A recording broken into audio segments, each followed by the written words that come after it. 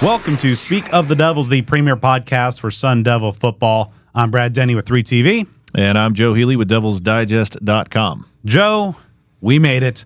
College football is back. The Sun Devils are hitting the practice field. The season opener on August 31st is so close. We made it through. It's a good time. Survival has occurred. Oh.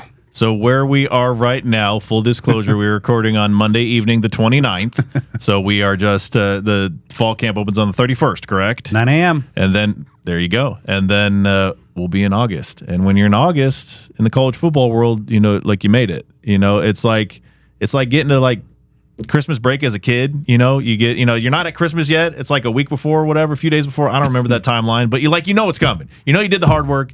And you can cruise for a little bit. And that's kind of where things are. Because ASU's opener, of course, on August the 31st, a rare but highly appreciated non-Thursday opener. Yeah. That's a cool thing. So, yeah, life's all right, man. Fall camp's about to get kicked up. Camp T's about to be a thing here pretty soon. And before long, we'll see what these Devils are made of here in 2024. So it is time to preview the Sun Devils fall camp. Now, Kenny Dillingham in a pre-camp presser said that only 3 starting spots are really locked down in his mind. I think that might be a little bit of gamesmanship, but you know we'll dive in because there are a lot of battles. There are a lot of players.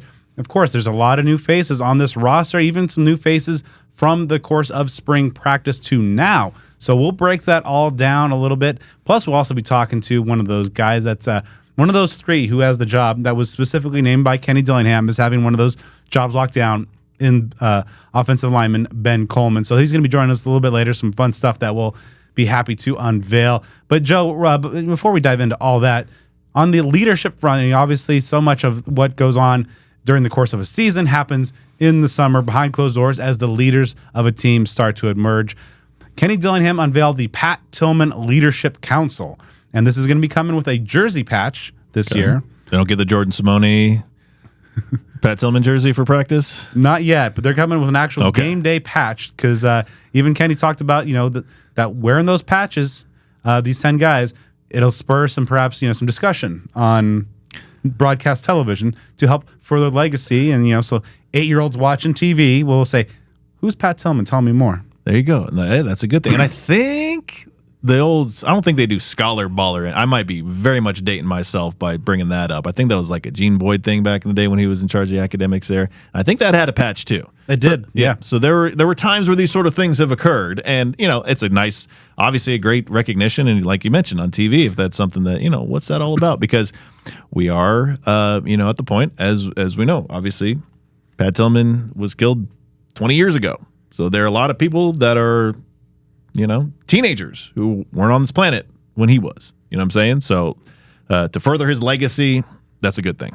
So this group of the Pat Tillman Leadership Council does consist of a nice mix, and this was done intentionally, of veterans, but also some of the younger guys, some of the perhaps foundational pieces of the program in the years to come. So running down this group, starting off in alphabetical order: Xavier Alford, Trenton Bourget, Keyshawn Elliott, Leaf Fatanu, CJ Fight, Sam Levitt, Sean Na'a, Shamari Simmons, Cam Scattaboo, Clayton Smith, Melquan Stovall, and Montana Warren. So interesting, you got a couple of quarterbacks there as well. But again, I really, and even the younger guys on this list, the CJ Fights and the Montana Warrens, some true sophomores in their own right. Sam Levitt, a redshirt freshman. Sean Na'a, also a true sophomore. Those are also guys that you have been hearing, even outside of, just perhaps getting into this list, that even going back to last year, guys who have been really kind of, revered for their leadership qualities and really impressed in making their mark. Yeah, because when you had the season that you had last year and guys had to be thrown into duty, you talk about a guy like Sean Na'a. That story is going to be legendary forever of him being told on the trip there that, hey, you're starting at left tackle against one of the best defensive ends in the country. Best of luck. It's trial by fire, baptism by fire, however you want to describe it. So that kind of makes you have to take on some leadership roles, even if it may not be your style, and maybe it is for these individuals. So that's great to see. I believe there are also 2 names on there that are newcomers: Sam Levitt and Keyshawn Elliott. And Keyshawn Elliott should very well be a leader of the defense. And if Sam Levitt's QB1, you need to have him in a leadership component. So that's great to see for them as well. So these are hugely important things, and I think really maybe now more than ever, just because of the nature of the sport and the immense turnover of the roster that occurs every single year. You don't have this group, this core group of 60-plus guys who've been together for at least a few years, and then maybe 20 or 30 that have been together for 3-4 years and that sort of thing. And then you add on the newcomers. It's just such a turnstile that leadership, I believe, is more imperative now than maybe it's ever been. So this is a great thing to recognize these players, but to also instill that sense of leadership in the program and make it something perhaps to be sought after. The ones that aren't on this council, this committee right now, maybe that's something that's like, hey, I'll step up my game in the leadership department so that I can be a part of that in the future. Yeah, so we'll maybe look to our guy Cole Streeper to get the uniformity breakdown of the new Pat Tillman patch when it comes out, because that's certainly going to be pretty cool. Let's break down fall camp, Joe. There's a lot of battles that are up ahead, a lot of position groups that are in flux, some that are perhaps a little bit more locked down than others. But as we talked about in our prior episode when we broke down our 10 most important non-quarterback Sun Devils, we highlighted some of these guys that are going to be playing a key role. Plus, the roster now is, of course, set at 84, down one from the usual 85 due to the NCAA sanctions. As mentioned, Kenny Dillingham said only 3 guys by name have their jobs locked down.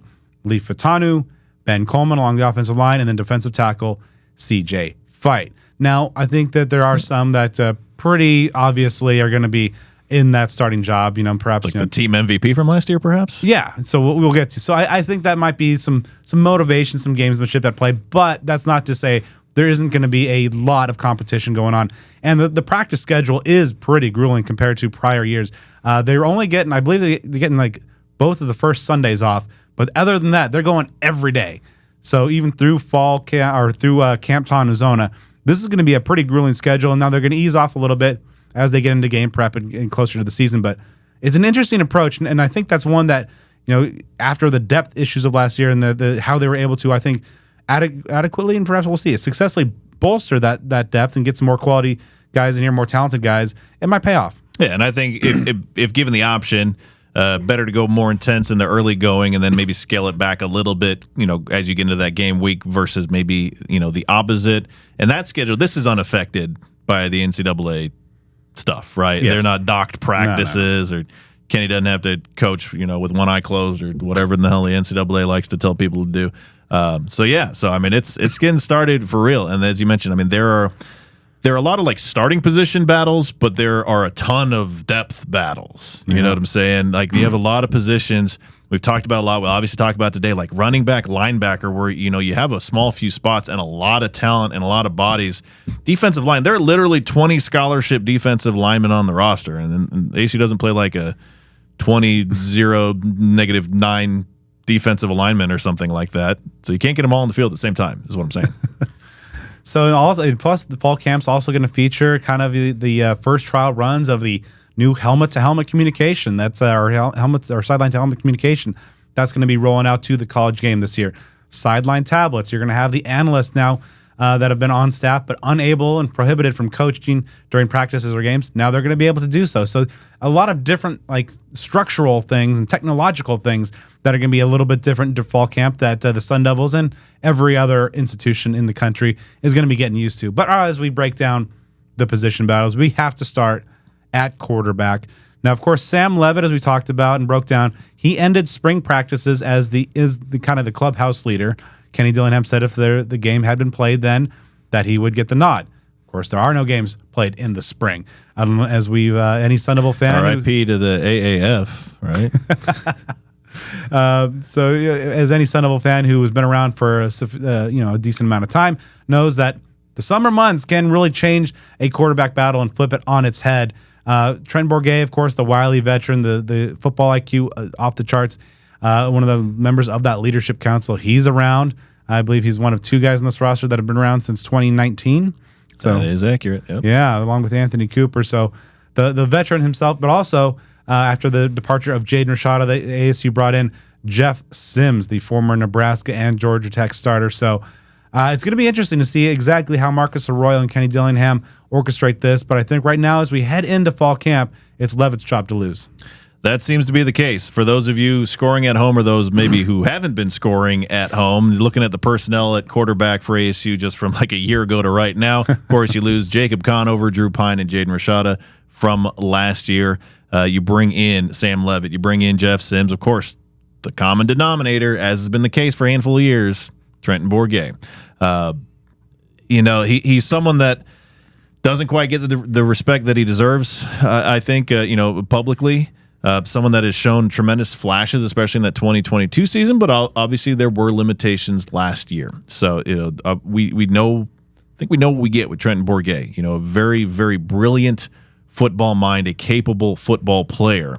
You get the impression that this staff wants something more or something different because you're bringing in multiple quarterbacks, not to sit and wait for a few years, but to compete to start. Competition's a very good thing. I'm not trying to knock that one bit.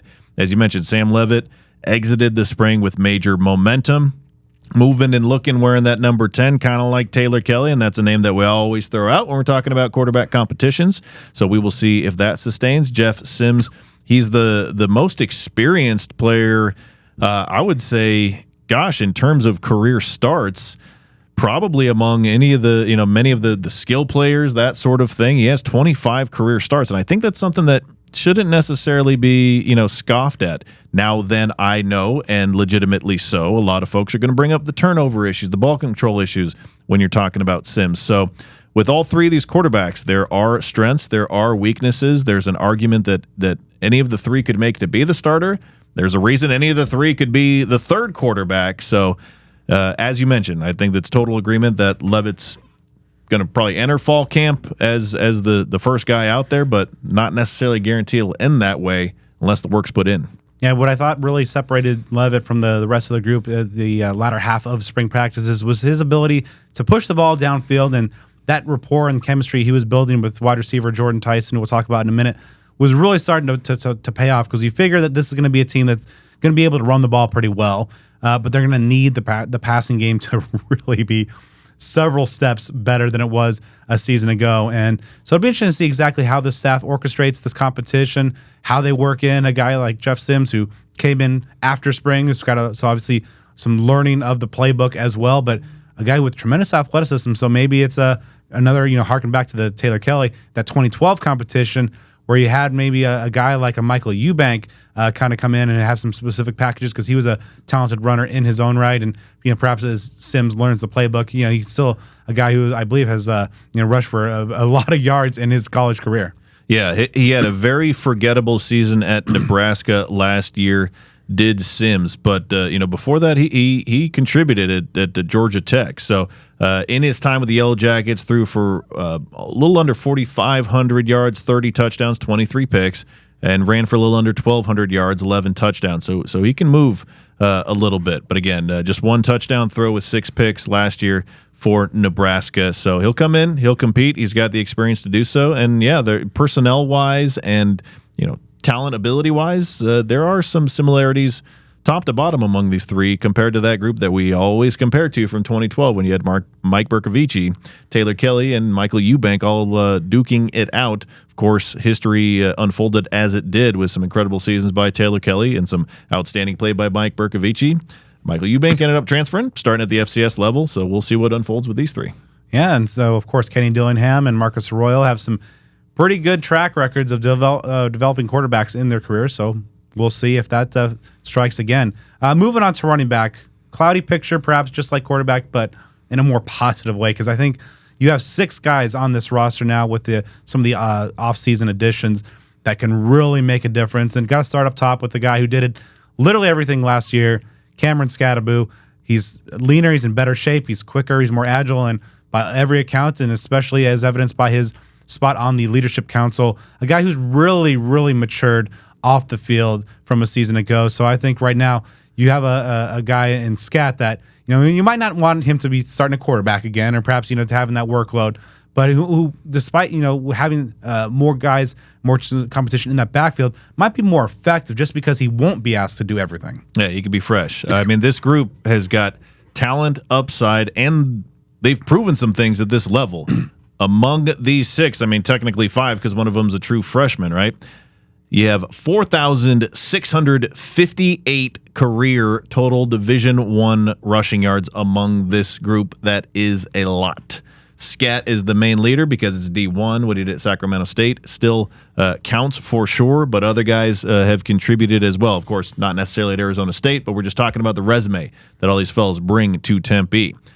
Scat, again, you can't thank him enough. You can't pat him on the back enough just for doing everything he did last year. I mean, that is something that you probably won't see again. I mean, that is like 1940s and 50s football. Bobby Mulgado. Yeah, I mean, realistically, that is like that dude right there. If you look up and see why number 27 is hanging in the rafters of Mountain America Stadium and why nobody can wear it, it's because he had an all-purpose guy back in the 50s, Bobby Mulgado. But Scat's not alone. So, obviously ASU returns both to Carlos Brooks and Kyson Brown.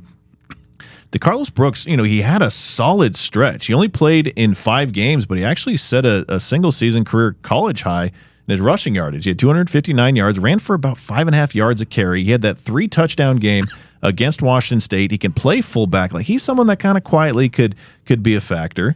Kyson Brown returns after getting some action as a true freshman. So if that were it, if you just return those guys, you'd still feel pretty good about the position group, right? But then ASU made 3 additions, and it baffles me in like the best way possible because, running back isn't necessarily like a zero-sum situation, maybe like, quarterback where there's one guy and there's going to be one guy. Obviously, I know teams run tandem stuff, whatever, but there's not a lot of carries to go around, so that kind of surprised me that ASU was able to acquire the talent it did. But hey, I'm not jinxing it here. They're here. You know what I'm saying? So starting that list, Raleek Brown, of course, came over for spring drills. We've talked about him quite a bit. Very exciting, very, very diverse skill set. A former 5-star, top 25 overall prospect out of high school. I mean, this guy has massively high credentials coming out of high school. The whole deal at USC. They just wanted to switch him to a wide receiver, did that. He's a running back. So now he's ASU's. And he's someone I'm sure that's going to be coming out. There are a lot of guys on this roster that we've talked about, and obviously will today, talk about having a chip on their shoulder, something to prove. I think he's high up on that list. Yeah, and I thought that in spring practices, of course, he showed the home run speed, the shiftiness, the game-breaking ability, but really kind of impressed me was the ability to run through the tackles with power. He was able to kind of lower his shoulder and run and truck some dudes as well. Now, that's not something that you want him to do, at the frequency of a Scattaboo or DeCarlos Brooks, but Raleek looked really good. And with his skill set of being able to catch the ball and make some plays along the perimeter, I think that's going to be a nice little matchup chess piece for Marcus Arroyo to utilize. And you mentioned some of the other newcomers then that came in after spring practices, and Alton McCaskill, the Colorado transfer who really made his mark as a freshman at Houston. 18 total touchdowns during that freshman season, where he was named the AAC Freshman of the Year. And then the 4-star from the Pacific Northwest coming in as a true freshman, Jason Brown. A lot of talent for Sean Aguano to have at his disposal. Yeah, when the item that keeps you up at night as a coach is how in the world am I going to get all these guys the ball so they can do their job, I think you're in a pretty good position. You know what I'm saying? McCaskill, I mean, I could say this about multiple guys. McCaskill is someone I'm really eager to see because, as you mentioned, it was a few years ago. It was in 2021 that he had that star-studded freshman season at Houston. As you mentioned, the 18 total touchdowns, came very close to rushing for 1,000 yards there, the American Athletic Conference Rookie of the Year that year. He missed the next season due to injury, transferred to Colorado, missed pretty much all of that, and obviously Colorado barely even tried running the ball. I mean, that was minimal effort there. No one's going to run for any. You could have Barry Sanders and Walter Payton in their prime back there, and they might get like 1.5 yards per carry based on what Colorado was doing. But a lot of excitement there. And then, yeah, as you mentioned, Jason Brown. I mean, this is a 4-star dude from Seattle. Had offers from a lot of places, Washington, Oregon, all across the country. He became a Sun Devil. So that's the kind of guy, talent-wise, I don't know if you keep that on the sideline. So going to be very eager to see how they mix things up, what sort of packages they have, how many times we see 2 or 3 maybe of these players out at the same time or more. I mean, just whatever creativity that Kenny Dillingham and Marcus Arroyo can come up with, and, of course, Sean Aguano, the running back coach. So, yeah, very, very excited about this group. It may be by necessity because we don't know what we're going to get out of the quarterbacks. We don't know how the wide receivers, obviously, which we'll talk about here in a moment, are going to, take that step up due to the departure of Elijah Badger. So it's good to have this, these spoils at running back, but ASU may very well need them as well. So I talked to Sean Aguano earlier today and kind of asked him that question, like, how are you going to do this? Like, what are you going to do? He mentioned that ideally would like to have 3 guys kind of top the rotation and get some game flow. But he of course said that he's a guy, and we've seen this before during his tenure, which is kind of weird to say. Like, he's going into year 6.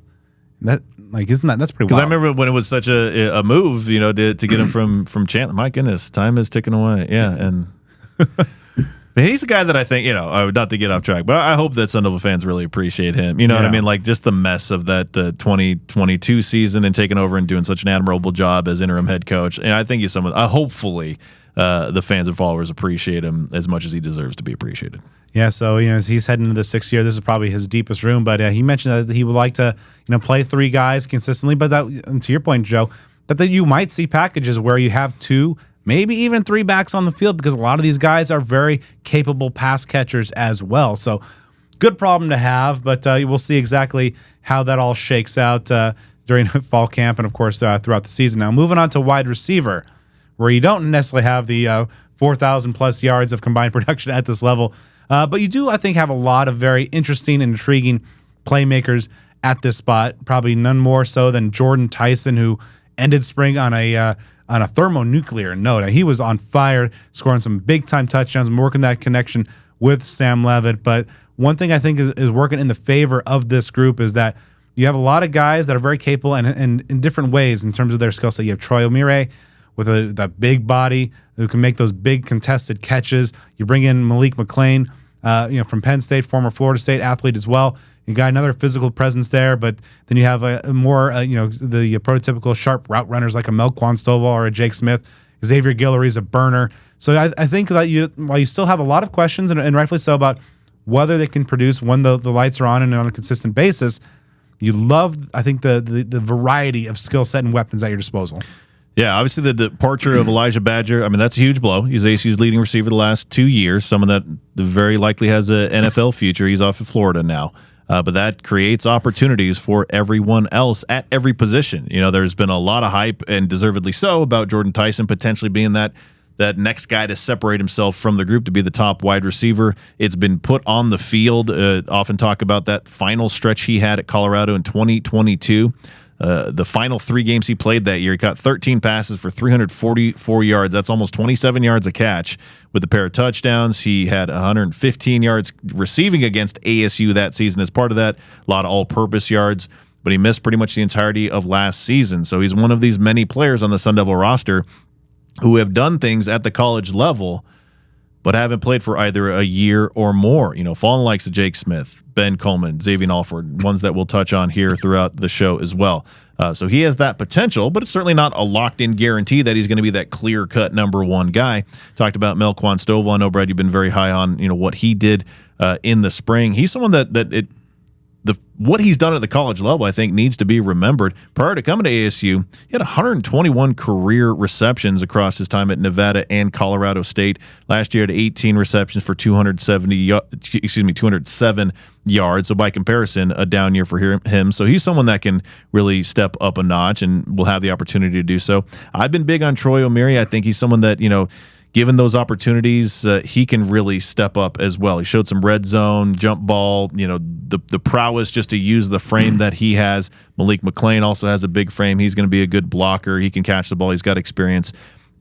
Jake Smith is just the one that I circle in this position group of just simply being excited to see him get back on the football field because he is someone that I have the actual date here. The last time that Jake Smith played in a college football game, December 29th, 2020, for Texas in the Valero Alamo Bowl. That has been a while. Whew. 2 years marred by injuries after he transferred away from Texas to USC. Last year with that baloney, bogus, we can slap one of those old parental advisory stickers on the show if I want to give my true feelings on that situation of why Jake Smith didn't play last year. But he is back. He's healthy. He'll be a contributor. So, again, there's a lot to be intrigued by from these wide receivers. I think fall camp, of course, is going to be an incredible proving ground because similar to what we mentioned at quarterback. There are guys that have some pros, some cons. These are not, no one in this is among those three guys with locked in positions. So there's a lot to fight for. Yeah, and then you have some younger guys on the roster. Corbin Hendricks has a nice size and speed combination. Caleb Black is a guy who's, I thought, really good, effective route runner, just needs to be more consistent in catching the ball. Coben Bourget is a very smart player, like his brother as well. One guy to watch, and I'm really curious to see, is true freshman Zechariah Sample, who's coming over from the state of Texas, part of that Texas Tempe pipeline. Absolute burner. I mean, he won these weekly Speed Demon Awards multiple times over the course of the offseason. So really kind of curious to see what he's able to do. Moving on to tight end, Joe, where it's a position that really has been completely overhauled from last season. Jalen Conyers is gone. Bryce Pierre is gone. Ryan Morgan's gone. So you have a couple of guys in Marqueston Douglas from Florida State, Cameron Harpole from San Diego State, who were here in the spring and were able to show some good stuff. I think Douglas right now is entering camp as the presumed starter at the position, but he'll have some competition because Cameron Harpole, I thought, ended pretty well, but ASU added Shimon Mateer, who has scored 5 touchdowns for Cincinnati a season ago, 6'5", 245-pounder. He had a cup of coffee at Colorado briefly, but before coming down here to Tempe. I think he has the potential to be a real X factor for this position. Yeah, I mean, he had a solid. Cincinnati was a disaster last year, but he had a good season. 23 receptions, 258 yards, as you mentioned, 5 touchdowns. That led the team last year for Cincinnati. And then Douglas, by comparison, he at Florida State last year had 11 receptions for 136 yards. The year before, 14 catches for 190 yards for 25 receptions for Douglas over the last 2 years. That's pretty solid, for a guy that was a backup looking for a new destination, as he did coming to Arizona State. So even though that position group, and it's the only one on the roster where you got nobody back from last year, even there, that is that overhaul. Even though you lose Jalen Conyers, who, again, at this time last year, we were talking about he's going to get through this season and go be a first, second-round pick. I mean, that was the narrative about that guy last year. Didn't come to fruition. Bryce Pierre was supposed to be that next guy up, and he bolted to UCLA. So it's been chaos for Jason Mons and others to have to deal with. But I think it should still be a strong group. I know this is not the show where we do like our prop bets and predictions of, a statistical nature, but I believe the math adds up to 55 receptions that the tight ends had for ASU last year. Be interesting to see how close, or maybe beyond that, they come this season. But I think Mateer is going to be one of those players of which there are many where, you may not know exactly who they are right now, but it may not take too long until you do.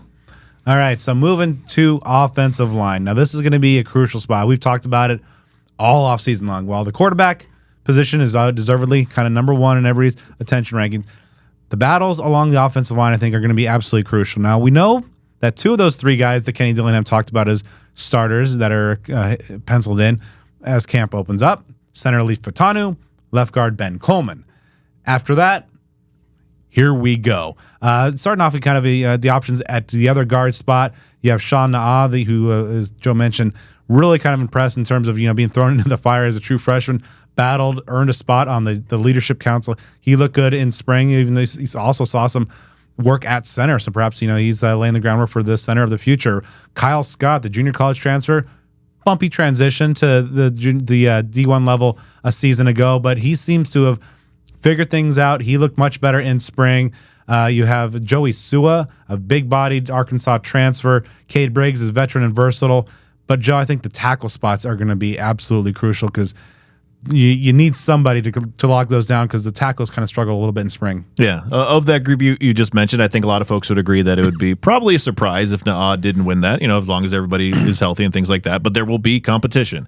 But, yeah, both tackle positions, there will be competition. Now, ASU, they've made some acquisitions to beef up those spots, whether it's Josh Atkins coming over from Hawaii, where he started, I believe, the entire season last year. You got Jalen Clem coming over from Washington, who got a little run there and also spent some time at Kansas State to help, fortify those tackle positions. You got Emmett Boley coming back after, a horrible injury that he suffered early last season. He's the longest tenured offensive lineman, at least as far as guys on the roster. Max Ahanachor, he's someone that's developing more and more every day, as we've talked about, as Brad's mentioned several times. Still relatively new to the sport. So you have those. Bram Walden is someone that can play a few different positions and compete for time perhaps at tackle. So you've got a few guys. These guys are going to compete, which is good. The ASU added some depth through the transfer portal, which is good. But just behind quarterback, this is, to me, easily the most significant position battle if we're specifically talking about left tackle, but both tackle positions. You don't want to see one of those situations where you want to see it be the winner is the best of what's around, not just the ones that are kind of surviving and making fewer mistakes than others. So that's going to be just critical. I mean, these positions, offensive tackle, it's going to be the performance and how they go. That's going to dictate wins and losses. Yeah, I'm really high on Maxi Hanachor. I put him on, I think, number 6 on my list in our last episode of the 10 most important Sun Devil non-quarterback players for this upcoming season. I really think that the way he ended spring and the tool set that he has and his a guy that he has not played this sport too often in the last several years. He was a basketball player, but he has a great frame and he's starting to figure things out. The athleticism is evident, so it's gonna be real interesting to see exactly how things shake out. But at least you have this foundation where you feel good about your center and you feel good about your left guard. So you got 2 of the 5. You're 40% of the way to feeling good. Yeah, there you go. And one of the names that we talked about, one of those 3 players that presumably has a solid starting position. We talked about Ben Coleman. You've heard us bring him up several times over the last couple months. We have had him here on the show. We've talked about it, but we'll remind you again. So what we're doing is we're basically partnering up with Ben throughout the course of this 2024 season. So what does that mean? That means that we are going to be having him do his thing and host what's going to be called Unblocked by Ben Coleman. See, it's creative, that title. It's like, usually he's blocking dudes, but he's letting them in. He's letting you all in. Everyone, all of us, we are all unblocked. So he's going to give us just basically a peek behind the curtain, talking about the life of a Sun Devil student athlete. As we know, things are very different now than they were even just a few years ago, let alone decades ago. When we were in college, or those who might be watching and listening played college sports. It's just a different thing now. So to get that input is a really, really cool thing. Obviously, he's got a degree from Cal, a degree from Arizona State, tremendously bright guy. So we're going to kick that off this week. So depending on when you're listening to this, we may or may not have launched the first full video that Ben put together from the haircutting event that DeCarlos Brooks had a handful of weeks ago. But we're also going to check in with Ben here, see what he's been doing this summer, see how he's getting prepared for fall camp, and see what impact the release of NCAA Football 25 has had on this Sun Devil football program. Joining us now, as he will throughout the season as part of his Unblocked by Ben Coleman series he's running with us here on Speak of the Devils, is Sun Devil offensive lineman Ben Coleman. Ben, my man, appreciate you joining us. How you doing this evening? I'm doing great, man. Appreciate y'all having me. All right, so Ben, we last caught up with you about a month ago or so. So what's been going on? Obviously fall camp is getting underway this week. So, what is this kind of the last month heading into a fall camp? You guys are wrapping up this strength and conditioning program. What's all been going on your plate for the last month or so? I think pushing as hard as we can. We all know it's that final stretch. I think it's been really important details, little things. Player run practices have become even more important. And all the coaches told us, in May, that June was going to fly by. In June, they told us July was going to fly by, and now here we are. So I think it's been good.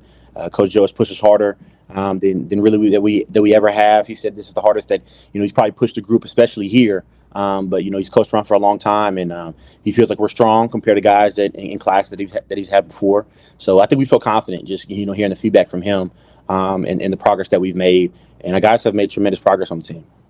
So this week, our followers, our viewers, our listeners are all going to see the first installment of your Unblocked by Ben Coleman video series, where we're going to get inside look in the life of a Sun Devil student athlete. And that first video is going to be from what occurred last month at DeCarlos Brooks' Cut Back, Give Back haircut event.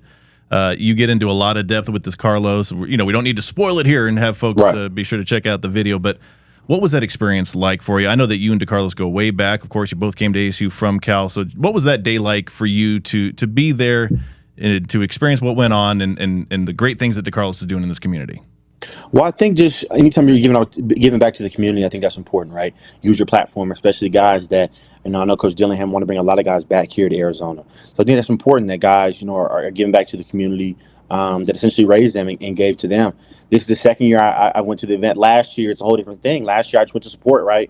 One of my teammates hosting the event. I want to be there and support. So I think this time around, I think it was even more important to be there again because just want to see the progress. There's a lot more kids. And I thought it was really beneficial to see just the progress that Delos has made for his event because I'm sure he'll continue it.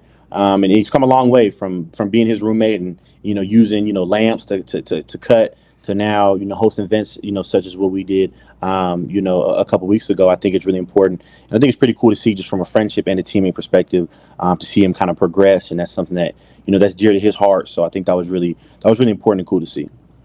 So real football's getting underway here this week, but the talk of the college football landscape for a while now has been the release of the new EA Sports college football video game. So obviously, a lot going on. What has the release been like for you and your teammates, and just what is it like just seeing yourself now finally represented in a game, and who's the best player on the team right now, and who's got the biggest problem with their ranking? Well, I don't even know as far as ranking. I think as far as body types, right? Because D-line, they all think they're built like Greek gods, especially TJ and stuff like that, right? So I think they're a little, we knew we were going to get done bad as offensive linemen, right? We're big, hefty guys, but when you got guys like the D tackles, they're not really feeling the chunkiness that's associated. They want to be. I'm like, hey, do you want to be 300 or you don't want to be 300? You're like, let me know what you want. So I think that's been more of it, right? Guys, like I heard it, Xavier Alfred said, man, I don't like my dreads in the game. I'm going to change that. I don't like the way my dreads look in the game, So I think that's, more of, how people look, right? Their swag's not accurate. Xavier Guillory, he always kind of rocks that crop top with the six pack out. And so the first thing that I saw in his story was he edited his entire player to look just like him. But, the guys have been excited. I think it's been, bringing a lot of guys together. The game room that we have in the facility, it's been lit. There's been a lot of battles. I've seen Dilly play Justin Watley. So far, I love Dilly. It's not been going well for him. I know I think he's got to get the gameplay. He's a little too realistic, right? He breaks on the game. You guys know that. His cerebral as far as football IQ is insane. And so, watching him and Watley play and him break down the entire defense, and then throw a pass to beat that defense. And it just results in getting blown up because, the animation part, everybody knows there's a big animation part to this game. It's not too much skill. But as far as players that have been playing, Scat played Vontez Burfict. I think that was really fun to see. It was actually a really great game. And, Scat lost, but that came down literally to the last second. So I think that was really fun. But, guys have just been spending a lot of time with each other. And I think that's something that's important, especially, in this phase is, just the little things. I'm sure in fall camp, it'll be busy. There's a lot of talk going around, about guys getting on the game. They've always talked about it, Call of Duty, Rainbow Six Siege, all these different games. But I think with the NCAA, I think it's been a different level of competition because being able to see yourself on the game is pretty surreal. So you talked about fall camp that gets started here this week. We are creeping up on this season. So take us through and our listeners through, and viewers, of course. What's your mindset like this time of year? Obviously, you're a veteran. Though you missed last season, you're an established player. Of course, certainly expected to be a starting offensive lineman, but you can't get comfortable, right? Right. So what goes through your mind when you know that you're right on the cusp of these practices that are going to go by quick and get you right into the season? I think the number one thing is you have to be consistent. That's why I try to tell young guys just that, a lot of guys are focused on the big picture. You show up every day, you be consistent. You be the same player you are. So, of course, you're going to improve. You can always control your attitude and effort, right? Everybody knows that across the board. But the biggest thing that I've always wanted to be as a player is that I want to be consistent. Hey, what is Ben Coleman? He's consistent. What does that mean? Consistently this, you can break it down from there. But you want to be consistent. We're going to get the same Ben Coleman every day because everybody talks about, day 1, 2, 3. That's easy. I want you to be able to say that Ben Coleman is still the same problem he was day 1, full energy, day 3. Now we're at day 16 of fall camp, right? And even the off days included, right? The off days is still, mentally you're still locked in doing stuff. So, day 16 on or off the field, where are we at? And so I want people to be able to say, Ben Coleman is still consistent. He's still that same guy, regardless of the mental and physical toll that, that naturally happens throughout fall camp. So when you're looking ahead to the opener coming up quickly on August 31st, when you guys host in Wyoming, what are the things that you have to set forth for the goals that you want to get accomplished during fall camp, whether on and off the field to make sure that you're ready to go, ready for game ready? Knowing especially that it's been a while since you've been in live game action. I think just trust myself. I know a lot of people will go back and watch old film. That's something that ex-Alfred does a lot too. You guys see it on social media, and when he posts that stuff, I know it's not really for him. It's not a reminder to. It's not for anybody else. It is for him. It's not a reminder, to anybody else, the player he is. I think sometimes, you got to take a look at yourself, like, what were you? And you're probably a better player you are now. I'm sure X is smarter. I'm sure he's bigger. I'm sure he's faster. But I think it's just a reminder. I'm sure Jake Smith, it does the same thing. And I've done the same thing as well. You go late nights, you get a little discouraged, whether it be injury or, them, with the ruling. You got to take time to really remind yourself, what were you like as a player, right? What plays did you make? Because you can still make those plays. And now I believe with a better strength staff and, a better coach that I feel is, preparing me to get to the next level. And I'm sure the other guys feel the same way. Talk about guys like Jay Smith or Hines Ward. I don't know if he's going to have a better leader, role model, and coach to be able to look after, right, that has done it. So I think it's important. I think we're kind of all in that same boat. You can probably put all of us together. Also, same thing with Jordan Tyson. So I think that's the biggest thing. Just remind yourself who you are, right? We've been at that level. We've made these plays. So I think that's what spring ball was for. So I think now it's more about just getting in the rhythm, right? Make the small tweaks. I think spring ball for all of us was kind of like that thing to, throw yourself back in the fire, get back comfortable. So I think now it's just about, what small things do you have to tweak and understand that a great team, Wyoming, is coming in here. And I'll tell you this, Arizona State is not going to take Wyoming easy at all. It's a great program. We saw what they did last year with Texas Tech, which is another Big 12 team, that went up there, and they're a problem, and they're a problem every year. So I think that's important that we all realize is that, as a unit, that whatever we have to get accomplished, the opponent's the opponent. We're not taking anybody lightly, and we want to be the best. We want to be the best in the country, especially talking from an offensive line perspective. So I think it's really important that we merge together one. I'm sure you guys have seen it with Coach Dillingham. There's a lot of positions up for grabs. So I think we're comfortable. I think we have depth. And I think that's going to help us, throughout the season, especially initially. But, the O-line, we're a close group. So I think the biggest thing is that we're just going to get the small little things in line now so that when that first game rolls around, we can have a good starting point and then we continue to progress throughout the season. And the last question for this weekly check-in with you here, Ben. As a whole, as fall camp's about to get underway, how would you describe the feeling, the vibe around the team right now? I think excited. I think last year was a fluke personally. The reality is, you make your bed, you lay in it. And that's what happened last year. The reality is we won 3 games. It doesn't matter who was with. It doesn't matter who was on staff, who wasn't on staff. And it all starts with our head coach going down. And we're confident in our head coach. We're confident in our position coach. We're confident in our strength coaches. And then most importantly, we're confident in each other. So I think last year we do all say it's a fluke. I mean, that's just how we feel about it. The reality is we played the games, and the result was what the result was. So we will own that 100%. But I think this year we're more excited. We made great additions. Shout out to the coaching staff and the recruiting staff for bringing guys in here. Just from a personality wise that I think fit well with this program. I think fans should be excited for any new additions because Coach Dillingham is not bringing anybody else that doesn't want to be here, and 2 that fit the program and the morals that we talk about every day, right? And so, I think everybody's excited from top to bottom. There's a lot of new guys that that are competing for a position. But there's nobody selfish. We don't have an ego problem on this team. And I think we all want to see each other win. And that's just going to lead to the bigger goal of all of us winning each game. So I think Sun Devil fans have something to be excited about. We've worked harder than we've ever worked. I mean, I've been in college for a good minute now. And I'm trying to tell you, we have never worked. When we finished that last workout on Friday, everybody just shook their head like we have never worked this hard. And even last season, we thought we worked hard. And it's a clear difference. So I think we're excited. And most importantly, we feel prepared. Well, Sun Devil fans, you'll be hearing from Ben all throughout the 2024 season as part of his Unblocked by Ben Coleman segment with us here. Ben, my man, as always, truly appreciate you, my friend. No doubt. Appreciate y'all. Go Devils. Some really great stuff there from Ben, and as Joe mentioned, we'll be talking with him all throughout this upcoming 2024 season. Now, getting back to our camp preview, Joe, let's stay in the trenches at defensive line. Let's start inside at defensive tackle. CJ Fight is ascendant, and he's, I think, on the brink of stardom. I think we both had him on our top 10 most important player list for this upcoming season on the Leadership Council as a true sophomore. So you like where his trajectory at one of the defensive tackle spots. The other spot, I think, also you feel pretty good about, even though I think there's going to be some interesting battles. Jacob Kangaika is an absolute beast. His strength there. I think is going to be a real factor, especially in that run game. Jeff Clark's maybe a smaller guy, but quicker. And I think that he was really in the backfield a lot during spring practices. Really impressed there. JP Dieter, I thought, finished spring practice on a high note as well.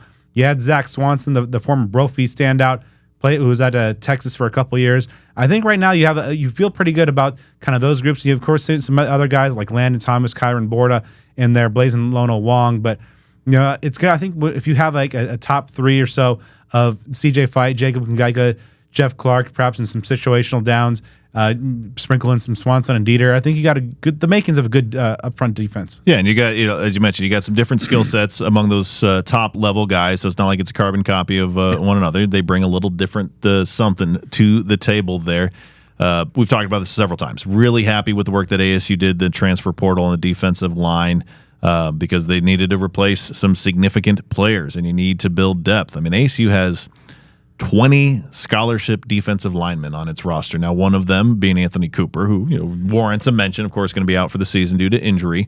One of the absolute longest tenured players on the entire roster and the longest tenured player on defense for ASU. So someone like a Michael Matus, who I'm sure can bring some leadership and bring value to this program, even if he's in the locker room, on the sidelines, things like that. But again, yeah, you feel good because of the potential. CJ Fight showed quite a bit his freshman year. He's expected to take a significant leap year one to year two. Jacob Ngika played for a particular school in the southern part of Arizona and showed some flashes kind of in a rotation role. They had a solid defensive line last year, so he's looking to take that next step. Jeff Clark has done some impressive things, I believe, at Georgia State prior to transferring to Louisville last year. So, again, you got a little bit of experience there in a guy like Clark, but others who a little hungry. We talked about that chip in the shoulder thing earlier. I think they got that. So moving on to defensive end and the edge position, I think you're in great hands with Prince Dorba and Clayton Smith as your presumed starters there. I think that Dorba was on a really good path before that dislocated elbow injury a season ago. And then Clayton Smith, what he was able to do during the offseason, reshaping his body, he's up to 250 pounds, absolute menace during spring practices. So I think you feel good about that set right there. But then you had a Justin Watley, who has the versatility to play inside or out, the Cincinnati transfer. He had a really good spring before he got dinged up a little bit. Elijah O'Neal, the junior college transfer, really I thought played pretdy well when he was asked, and his number was called a season ago. Most notably, I think in the Washington game, made some big plays there. Jamon Tapp, another. I actually just think they have three former Longhorns on this defensive line with Dorba, Tapp, and Swanson now.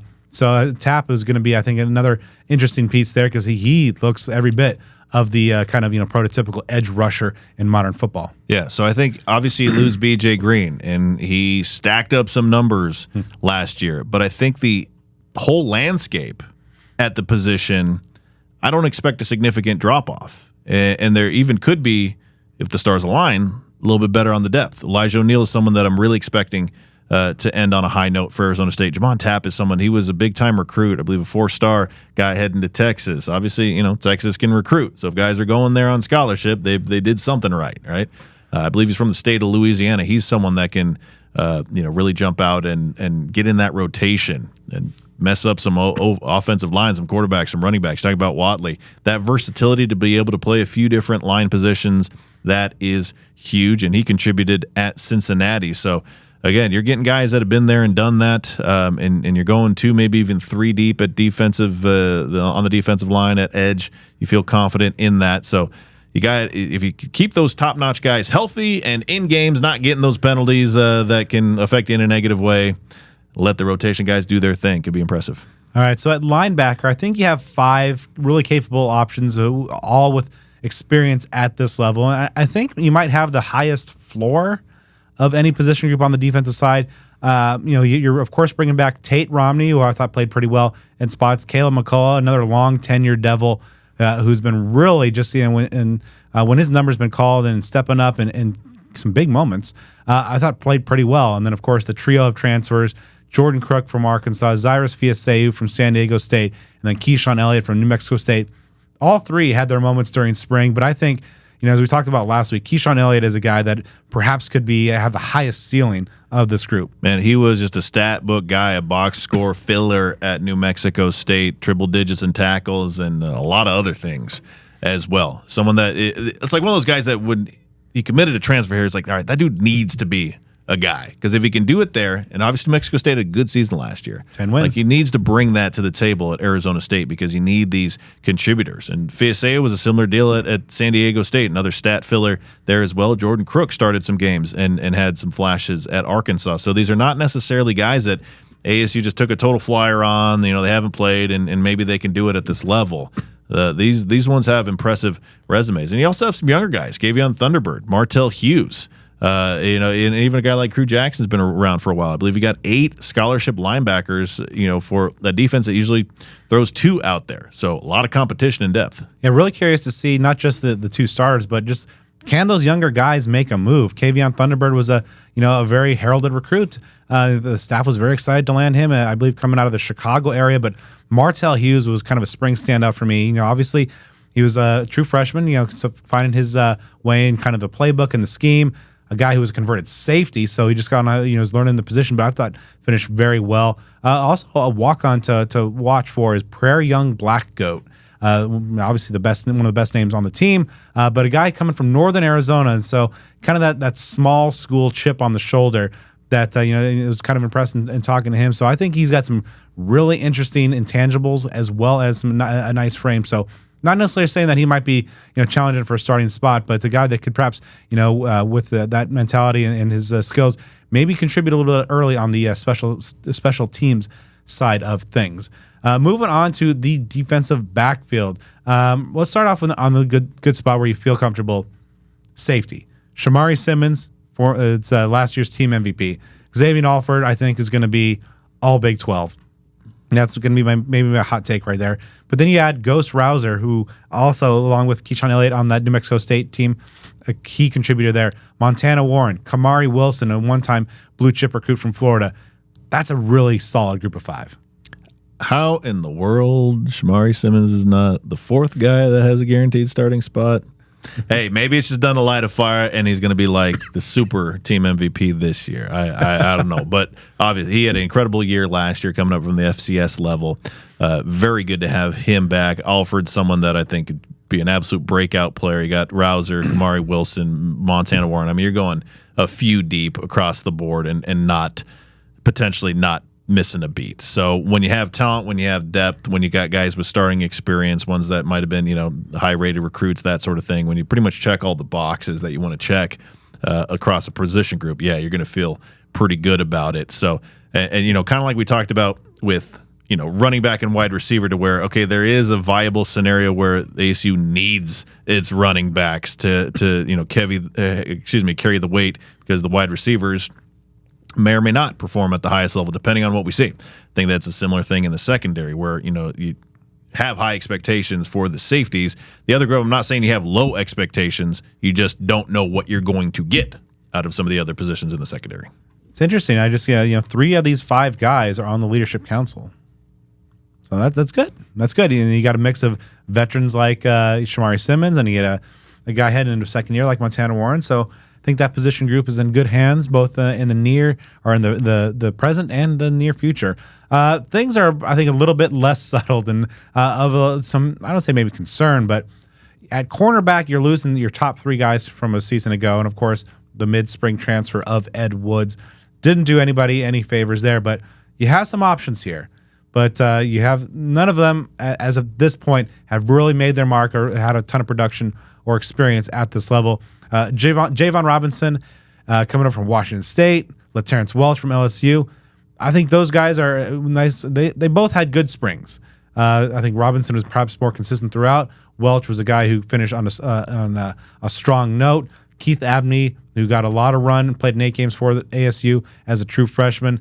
He's a guy that I'm kind of actually surprised that he's not on the leadership council, but a guy that has that kind of Jordan Clark type of demeanor to him. And in terms of just maybe a smaller DB, but also just a guy who's very bright, very football savvy.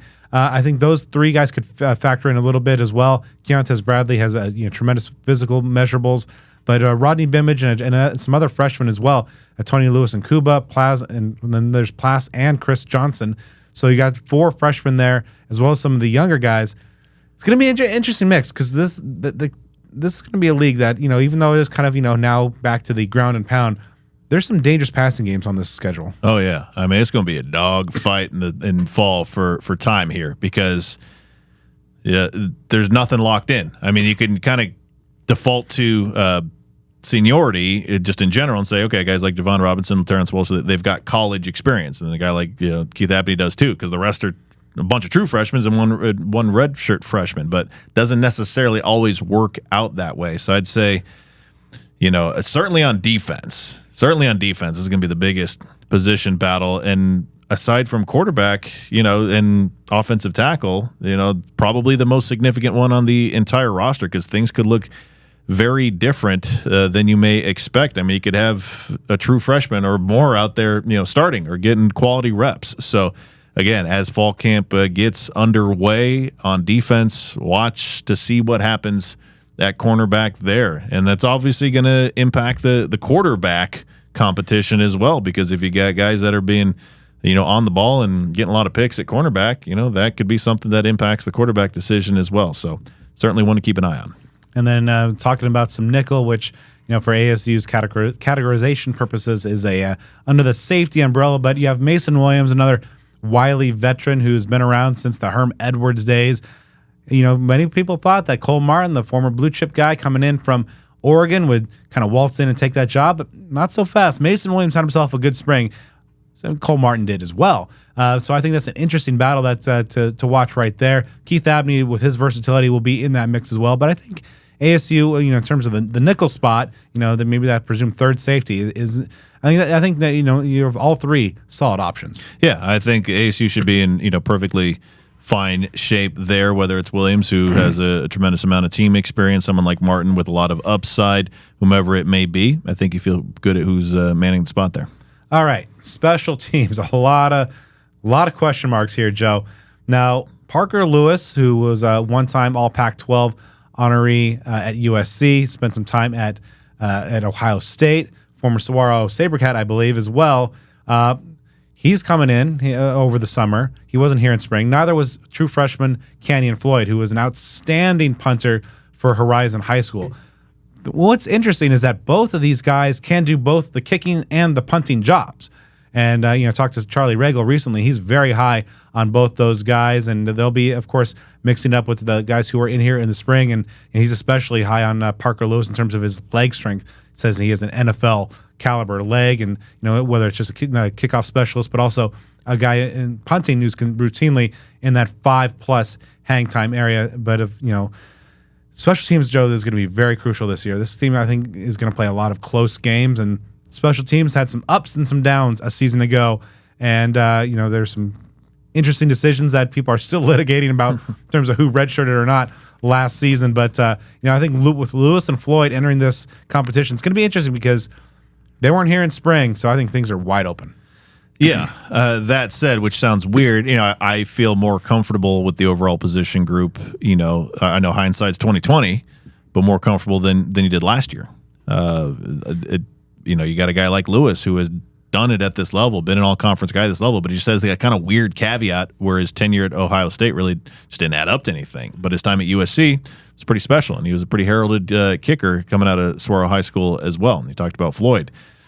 He's done what he's done, at the high school level. He's one of the most highly regarded kickers according to like Rivals.com in terms of recruits coming in for this year.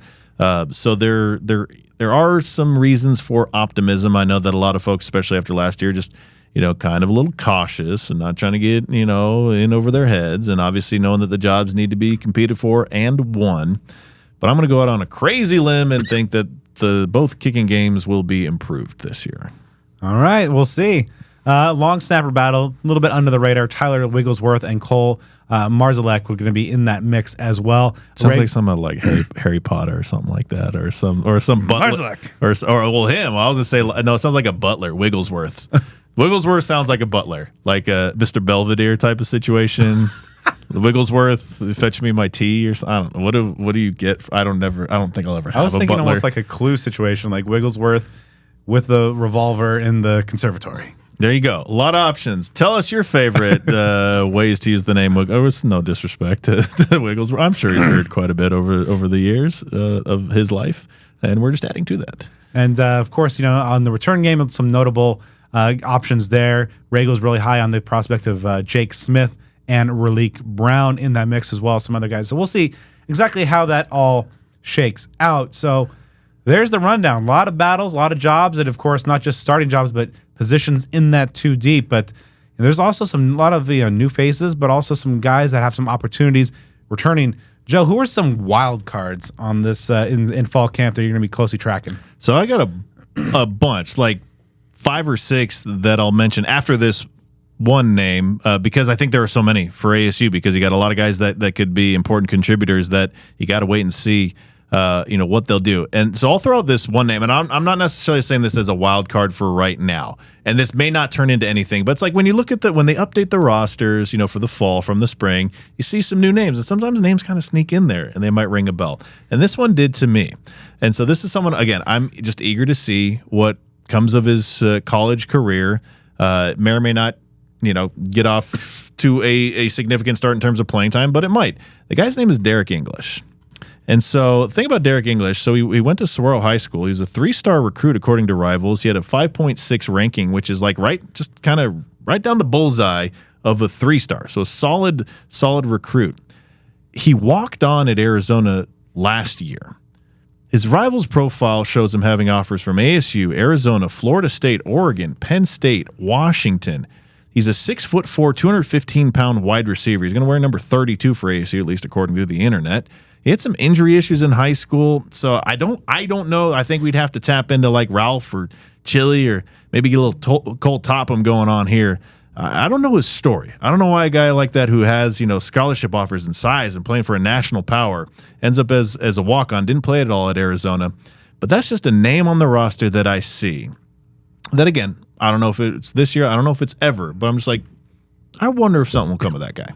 So that's like a long-term, big-time wild card there. But as far as ones that might be a little bit more specific to this season, I'm going to start with McCaskill at running back because he's someone that, again, pay dirt guy, scored 18 touchdowns in the season at Houston, just hasn't had much since. If he can get back to anything near that 2021 performance that he had, I mean, statistically, he has done more at the FBS level. I say that with a great deal of enunciation, at the FBS level than any running back on the roster for ASU. So we'll see what he can do. Jake Smith, he's someone that, his high school accomplishments are well known, at least around these circles, and what he did at Notre Dame Prep. The fact that he's been out of action for nearly 4 full years, but the talent that he has. He did it at Texas. Can he do it again? Shimon Mateer, someone that I think could be, that next in line, that next standout tight end for ASU. Flipping over to defense, those 2 backup defensive ends are the rush performers, Elijah O'Neal, Jamon Tapp. They are going to be, to me, what really determines how potent the pass rush is, because I think you have a good idea what you're going to get with those top 2, Ndorba, Clayton Smith. Well, what's the depth going to be? Can it be like we saw, you think about like that COVID season when ASU was rotating defensive linemen and really getting it done? Can you see that this year? And I'll top the list off with Cole Martin because he's somebody that, as we just talked about a moment ago, may not necessarily be the top nickel right now, though that is a pretty thin margin if he is behind, but someone with a high upside. And if he can come close to meeting his potential, that's going to be a big deal for the Sun Devil secondary. Yeah, I agree that, on all those are going to be some interesting guys to watch. Mateer especially, if he's going to be able to really kind of elevate and become that kind of unlock his potential and really make the tight end position something to have for defense to worry about it when they face the Devils. I think Jeff Sims has got a part to play this season. I don't know if it's as the starter necessarily, but I think you got 2 very creative offensive minds. They like Jeff Sims. They obviously brought him in for a reason. That's some interesting, some tools at the disposal. And I don't think that necessarily he's going to win the job. At least, we'll see how things play out. But I think that he's got a role to play. I do agree that the Texas defensive line transfers and Zach Swanson, Jamon Tapp are going to be very interesting in terms of, what they bring to this roster. But I'm really going to I just got to go back, and we harped on it a lot, and I won't go over it too much. But the offensive tackles, I think that wild card I think is going to be Maxi Hanachor. He's a guy I think has the highest upside amongst that group of tackles. If he can tap in, and if he is going to be able to continue his strong spring and the gains that he made over the course of the summer into a formidable lockdown spot on one of those tackle spots, I think it's going to be a big time boost for the Devils. But we'll see. There's a lot of competition, a lot of grueling practices ahead. That schedule. I mean, they get Sundays off for at least the first few weeks of camp. That's a little bit unusual. So they're going to be hitting it hard as these jobs and these battles play out. All right, so I think that's going to do it for this episode of Speak of the Devils. I'd like to thank our guest, Ben Coleman. Watch out a little bit later on for the first drop of Unblocked with Ben Coleman, and you can do that by following us on social media. You can follow us on Twitter at SOTD Podcast, on Instagram at Speak of the Devils. Subscribe on YouTube, follow us on Facebook, and give me a follow on all things social at bdenny29. And you can follow me at Joe Healy 42. We've been talking about it quite a bit, of course, lately. We will be out in the public, in real life, talking to real people. What a novel concept. Over the course of the month of August, coming up, that would be this weekend at Cactus Sports. Time is going to be announced if it hasn't already, but we will be there. Swing by Cactus Sports at any time of day on Saturday, August 3rd, and we might be there. How's that for a little bit of a tease? And then, of course, August the 17th at 100 Mile Brewing Company, we will be there talking with Graham Rossini, new athletic director, and others. So just keep tabs on our social media. All the information that you need will be there. And, of course, a huge thank you and shout out to our incredible sponsors, Jones Auto Group, devilsdigest.com, which is going to be having a fall camp special, I am told, starting on the 31st, not going for very long. You can get quite a bit. As a matter of fact, you know what? I have that information here. It will be an incredible 70% off a new annual 70 membership. It runs from July 31st through August the 4th. That is according to boss man Hode Rubino himself. 70% off a new annual membership. It's a great time to get that. You'll be paying just dollars, but fewer dollars by doing that. So check that out. Obviously, of course, thank you as always to Burrito Express, Spaghetti Shack, and Sun Devil Family Charities as well for their generous contributions as sponsors to this show. All right, and also be sure to check out Home Field Apparel at homefieldapparel.com. They've got some amazing stuff coming down the pike in the month of August. The Can't Miss Kickoff 2024. It's involving 82 schools, over 300 new products, including some amazing boxes that are going to be absolute essential pickups for you at homefieldapparel.com. That's all getting kicked off on the 9th of August. I believe that is next Friday? That sounds right. It will be a day of the week, that's for sure. That is true. So check them out, homefieldapparel.com. Follow them on social media. We're going to be partnering up with those folks at The Good Brand again for 2024. And once you're done supporting all of our amazing sponsors, be sure to drop us a 5-star review on the podcast platform of your choice. And then join us again next week as we recap the early impressions from fall camp and get ready to go up the mountain to Camp T.